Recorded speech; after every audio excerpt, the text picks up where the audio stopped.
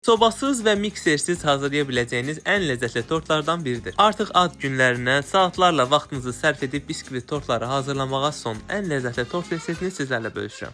150 qram kərə yağı ilə 2 stəkan unu qovurun. Üzərinə 1 çimdik duz, 1 stəkan da şəkər tozu əlavə edib qarışdırın. Qovurmağa davam edin. Ardınca 1 stəkan da doğranmış fındıq əlavə edin. Krem üçün 3 stəkan süd, 2 ədəd yumurta sarısı, 1 stəkan şəkər tozu, 2 yemək qaşığı qarğıdalı nişastası, 2 yemək qaşığı un və yarı portağal şirəsini də əlavə edin. Durmadan qarışdırmağa davam edin. 1 paket ağ şokolad, 1 dolu yemək qaşığı kərə yağı, 1 paket vanilya əlavə edin, daha ləzzətli olacaq. Hər ikisi 15 dəqiqə soyduqdan sonra belə qat-qat düzməyə başlayın. Birinci qat qırıntı olmalıdır, ən son qat isə krem.